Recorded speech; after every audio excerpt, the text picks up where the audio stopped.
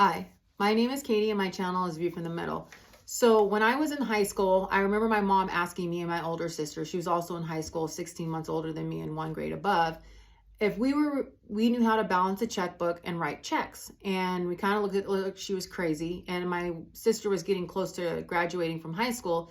And we really didn't even know what exactly she was talking about. We had seen her write checks and stuff like that, but we never realized what she was doing and writing in that little pad that was with her checks. So she was shocked that the school system was not teaching us how to write checks and how to balance our budget as far as our account for the checks going out and the money coming in and making sure that we weren't in the negative. So I remember her sitting down and going over the checkbook with us and how to do that.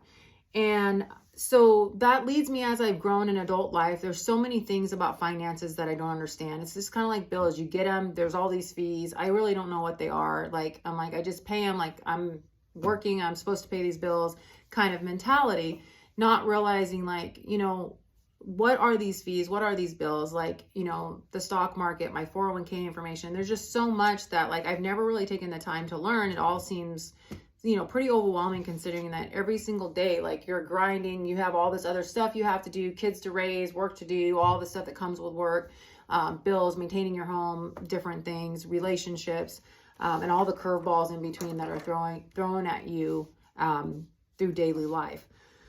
So I was curious, and I've been playing a little bit with Chat GPT, see if I can say it right. And so I looked up and I was like, I'm going to ask it a question. Does public education teach the level of education to be financially informed? Because I sure as heck do not feel financially informed. I am getting financially informed because I'm taking it upon myself to try to read books and learn through several really, really amazing influencers on YouTube.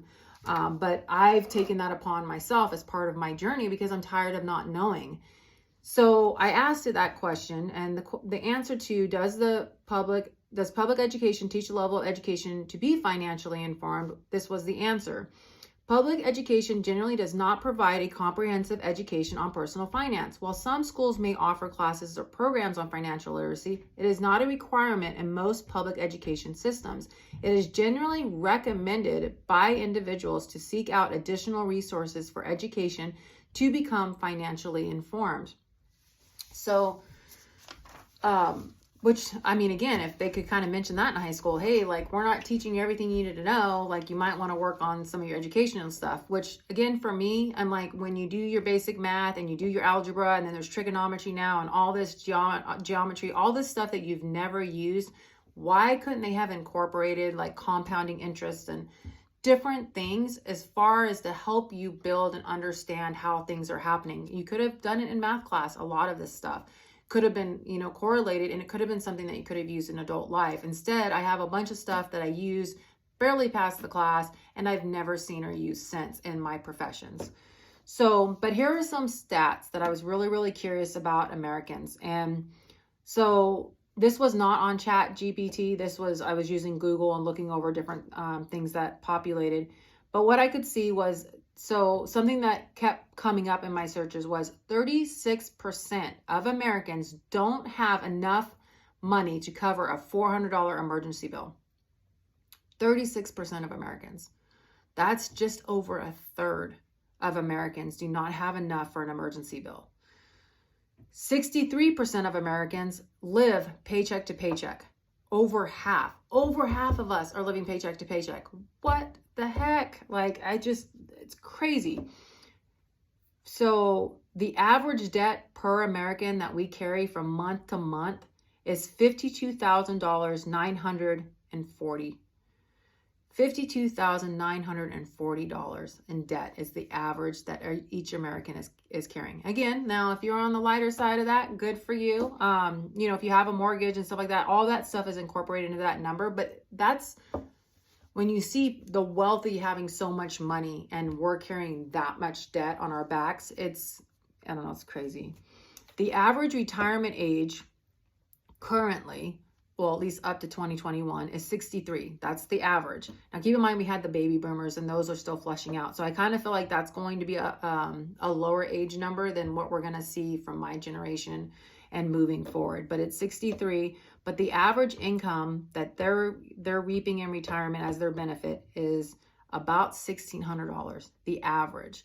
So if you have not paid off your bills, you're going to be in a bad way, because trying to figure out how $1,600 is going to last you if you have a mortgage or you have rent that you have to pay or anything like that, because just food and gas is, I mean, just keeping up with that, or any little things that come up like last minute, repairing your car, repairing your house. So even if your home's paid off and you don't have a huge savings and you're living off that amount, it's going to be scary. Currently, the monthly average payment right now for a home is $1,672, up to $2,047. Now, this is basically, I took the numbers ranging from 2020 to 2022. So that's kind of like the window that you're seeing. And again, it's an average. You could be below that. You could be above that. That's the running average in America with the American mortgage per month. So something I thought was interesting was, I was like, well, where does that put the US? Like, if we're not financially educated, then I'm like wondering, like, how does that look for everybody else, in the world, considering like we're so like, so much above, and like, have a lot of extra liberties that a lot of other countries don't. So Investopedia says that the US ranks 14th in the world in basic financial skills. Let me say it again. Investopedia says the US, United States of America, ranks 14th in the world in basic financial skills. Now, it's very hard for me not to want to go down a rabbit hole on this and figure out who's above us, why they're above us, and there's a lot of different ways I could play this. But I'm just trying to do a synopsis because I want you to think. I just want you to think about where we are and how we've gotten here, and like, how are we going to get out of here?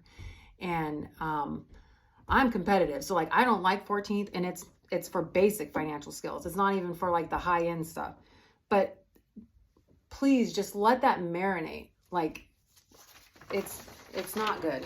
So I wanted to see, well, what does the government think? Is the government on the same page? Do they realize like we're not financially educated? So I asked ChatGPT, does the government think the average American is financially educated?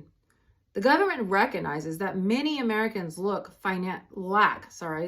financial literacy, and has taken steps to address this issue. For example, the Jumpstart Coalition for Financial Literacy, a nonprofit organization which was established in 2004 to improve financial literacy for young people. The federal government also supports financial education programs through various agencies such as the Consumer Financial Protection Bureau and the Federal Reserve. However, the level of financial literacy among Americans is still considered by many experts to be relatively low. So they've implemented some stuff and they're working with stuff, but we're still swinging for the fences, and we're not getting close. So what is this Jumpstart Coalition, this nonprofit? So it's a nonprofit. It relies on a combination of funding sources such as government grants, private donations, corporate sponsorships to support its operations and programs. It is supported also by the CFPB, which was the Consumer Financial Protection Bureau, which was listed above, and the Department of Treasury. I'm going to include the link to this website. It's a pretty website. They've got it like wonderfully laid out. It definitely looks like a nonprofit. I've never heard of it. I know teachers in the industry, I've never heard them mention it. Great if they're making an impact, maybe in smaller communities. They do look to receive quite a bit of funding. But again, not something I'm familiar with, but I encourage you to look at it does have a pretty website. As far as the productivity of it, I'm not sure, because again, that's another rabbit hole. And I'm trying to just, again, a general synopsis to just make you think, So the next thing that the government has to help with this, financial literacy issue is that Consumer Financial Protection Bureau. It's a government agency that was established in 2011 as part of the Dodd-Frank Wall Street Reform and Consumer Protection Act. Its mission is to protect consumers from unfair, deceptive, or abusive practices in the financial market. To achieve this mission, they have undertaken a number of initiatives to improve financial literacy among consumers, including developing and distributing financial education resources and materials for consumers on a variety of topics, such as credit reports, mortgages, and debt collection. Not investment, none of that.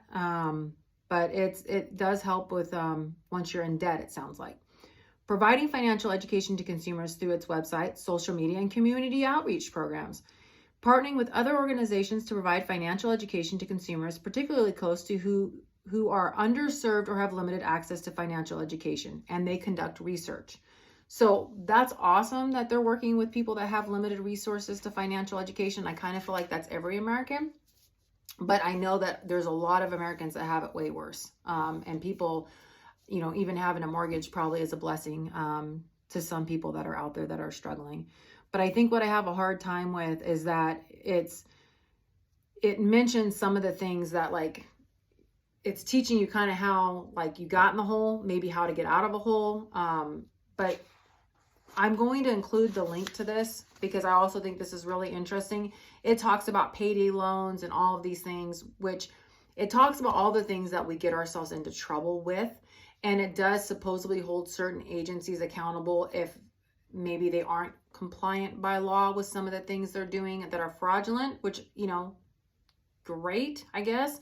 But when you're sitting there saying, like, how to get a good payday loan and how to take out, good credit and how to pay that off and stuff, I don't feel like that's financial education. I feel that's kind of like putting your hand on the fire and saying, hey, like, you got burned, but hey, we brought gauze and, medicine to help heal you. It's kind of after the fact. I'd rather know how not to put my hand on the burner than that. And I'm not taking lack of accountability for my own financial situations and stuff, because I wasn't thinking outside the box. I was inside the box. So now that I do, I'm taking a lot more empowerment and stuff like that to learn about my financial education. But if you don't know what you're not getting or what you're missing, how do you know what to look for?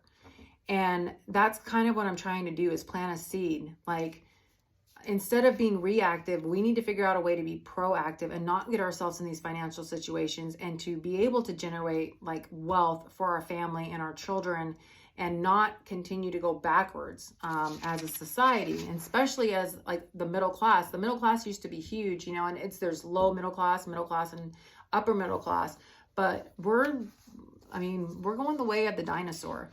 So I want to try to get and speak to the people that are trying that. There's a better way. There's got to be a better way. We just have to find it, and we have to push, and we have to look. And it's on us now. It is on us to try to figure it out, and then hope as we move forward and learn that we can share that information and we can pass that information on to our kids, to change some of the school program and to teach them the things they really do need to know and that they're going to use. If you need to know about special math or accounting or science, that's what college is for. Those types of things are specialty trade or special education for lawyers and stuff like that. But to survive in the real world, financial education should be, to me, a core principle of what we're learning in school, because it is built off of everything. Poverty, it helps keep, crime rates down. When you don't know anything different, you feel lost and you make bad decisions. I'm not saying that those are right. I'm just saying, like, anyways, I'm rambling. Let me bring it back in. So the different types of research that they use include surveys. They survey consumers to understand their financial behaviors and decisions. Studies of specific financial products or markets, such as credit cards, mortgage, and student loans, to identify trends, problems, or potential solutions. Analyze consumer complaints to identify patterns and trends in consumer complaints, and to identify areas where consumers may be particularly vulnerable or harmed. Research on the effectiveness of financial education and financial counseling programs to better understand what works and what doesn't work in helping consumers improve their financial literacy. Evaluations of the impact of regulations and other policy interventions on consumer financial markets, with the goal of identifying areas where further action may be needed to protect the consumer.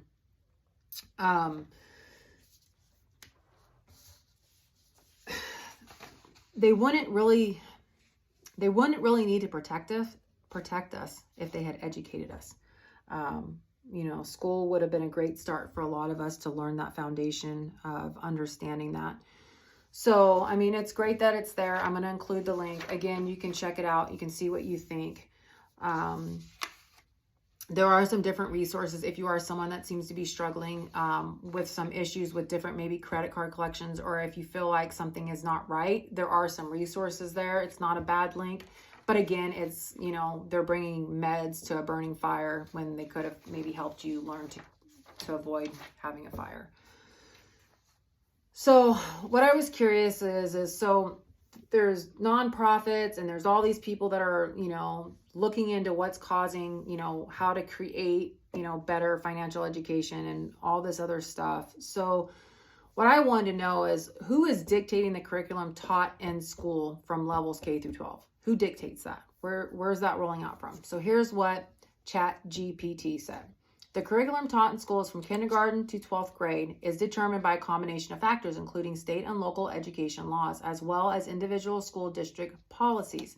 Each state in the United States has its own educational department or agency, which sets the standards for what students should know and be able to do with each grade level, known as the state standards. These standards are used to develop the curriculum and assessments that are used in the school. The local school district, which is the governing body responsible for the operation of the public schools within a specific geographic group, typically has the authority to develop and adopt curriculum to be taught in its schools as long as it meets the state standard. School districts may work in partnerships with teachers, administrators, parents, and other stakeholders to develop the curriculum and instructional materials. Additionally, the federal government also has a role in setting educational policies and providing funding for specific programs and initiatives, but it does not dictate the curriculum. But this is interesting. It kind of like, anyways, so then, but it says, in summary, the curriculum taught in K through 12 schools is determined by state standards, local school district policies, and federal education policies. So the Fed is kind of saying it's not necessarily their bucket. There's all these other programs that they've implemented to try to make this successful. And it's kind of on this, you know, the states and the school districts. But at the end of the day, it does come down to the federal education policies, because they're in here. They're one of the buckets in here. And they also have the funding they give to the schools instead of giving it to nonprofits and I guess them applying it where they feel like they want to apply it or what works for them. Again, I'm not knocking a nonprofit, because there's some amazing nonprofits out there. But again, I feel like that should be going directly to the schools where it's needed. So why don't states require financial education? Why are they not requiring it? There are several reasons why some states may not require financial education in schools. Number one, they prioritize other subjects. States have a limited amount of time and access, or limited amount of time and resources to devote to education, and they must prioritize which subjects to include in the curriculum. Some states may choose to focus on subjects that are considered more essential to students' academic successes, such as math, science, and reading. Number two, it could be a lack of funding. Financial education programs can be costly to implement, and some states may not have the resources to fund them. Lack of political will. Financial education is not always a top priority in state legislation and other policymakers. Let me reread that. Lack of political will. Financial education is not always a top priority for state legislators and other policymakers. Without strong support for financial education from elected officials, it may not be included in state education policies.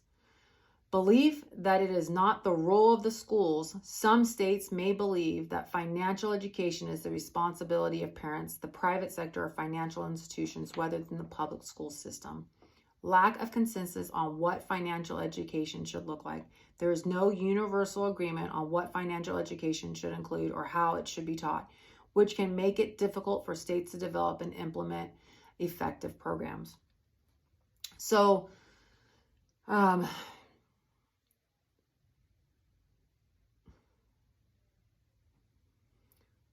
I understand some of this, the lack of consensus, and financial education, I think, is a very, very, very broad topic. But I think even if you just got into the basics, interest rates, different things, making sure, budget, you could even implement that in math when you do your word problems. There's so much more you could do with that. I know they combine English and math in a lot of different school districts. Perfect opportunity to incorporate some financial wisdom. And to me, just a brief synopsis of things even the average American could encounter would be more than what they're doing now. And then it does go on to list, it claims that some states do offer it. A lot of them have like 1 semester that are required. And there's only a total of 17 states that offer something. Now, I do know someone that just graduated from high school in Indiana, and I did ask her if she received any financial courses, and Indiana was one of those 17 states. Now, I will read them all fast. So it's really interesting. Some of the bigger states that you think would have financial education, like California, Washington, New York, like the ones that stick out in my head, are actually not on this list, but it's Alabama, Colorado, Georgia, Idaho, Illinois, Indiana, Kansas, Kentucky, Louisiana, Maine, Maryland, Michigan, Missouri, Nebraska, New Hampshire, North Dakota, and Oklahoma. So I have a very, very, very small channel that's barely starting off, but if it ever gets big, I would love to know from these states if their kids are receiving any type of financial education, and if so, what it is. So I basically just want to end with, what is the overall financial literacy? The ability to understand and effectively use various financial skills, including personal financial management, budgeting, and investing. And I feel like if you start there, you could kind of create something that could help. So kind of a key takeaway on how education could help. People who are financially literate are generally less vulnerable to financial fraud. So they're putting these things, in front of us, and they could be preventing it instead of trying to fix it. A strong foundation of financial literacy can help support various life goals, such as saving for education or retirement, using debt responsibly, running a business, investing, and growing wealth. So I'm going to leave it on that note. Growing wealth. Could you imagine to be able to, instead of figuring out how you're going to pay your bills at the end of the month or when an emergency comes up, being able to actually look at like, how could I make, this money bigger, if you had money left over? So it's something I'm extremely passionate about, because I've realized how much it's benefited me now, financial education, and like just learning. And I just wanted to do something on it. There literally is about 20 different rabbit holes I can literally look at this paperwork and think of to go down. And as I start to work towards freeing up more of my time, because I do currently still work full time, I do want to go down those rabbit holes and share those on YouTube. But for now, that is just a general synopsis to trying to get you to think outside the box and what we can do differently now to educate ourselves and help out the generations to come behind us. I don't want to be the generation that helped the middle class go the way of the dinosaur.